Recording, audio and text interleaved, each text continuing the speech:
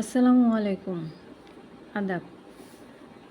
আপনারা যারা Dinajpur medical college হাসপাতালে গিয়েছেন তারা নিশ্চয়ই এটা খেয়াল করেছেন যে দিনাজপুর মেডিকেল কলেজ হাসপাতাল অনেক দুর্গন্ধযুক্ত ও নোংরা। এখানে বিশুদ্ধ পানি সরবরাহের কোনো ব্যবস্থা নেই।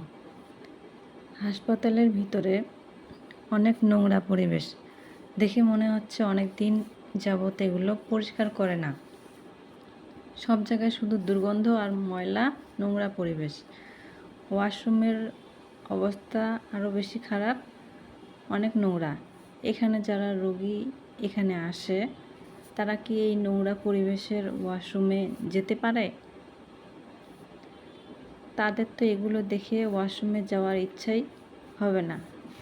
রোগীর দেখাশোনা করার জন্য যারা আত্মীয় স্বজন আসবে তারা এই মেডিকেলে কতক্ষণ থাকতে পারবে? এই দুর্গন্ধযুক্ত নোংরা পরিবেশে একবার ভাবুন তো। আচ্ছা, রোগী কি এই রকম নোংরা মেডিকেল হাসপাতালে ওয়াশরুমে যেতে পানি ও খাবার খেতে পারবে? তার কি রুচি হবে?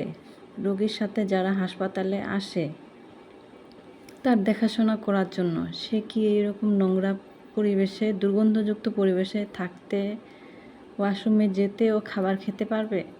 নিশ্চয়ই তাদের কোনো রুচি হবে না। দম বন্ধ হয়ে আসবে এমন দুর্গন্ধযুক্ত অপরিচ্ছন্ন হাসপাতালে। যেখানে মানুষ সুস্থ হবার জন্য আসে সেখানে যদি দম বন্ধ হয়ে যাবার মতো অবস্থা হয় তাহলে মানুষ সুস্থ হবে কীভাবে? আমি যথাযথ কর্তৃপক্ষ ও এমপি মহোদয়ের দৃষ্টি আকর্ষণ করছি।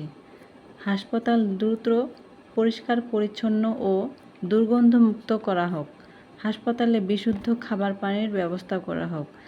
হাসপাতালে সব রোগের পরীক্ষা নেই। রোগের পরীক্ষা করার জন্য আধুনিক যন্ত্রপাতি নেই, সেগুলোর ব্যবস্থা করা হোক।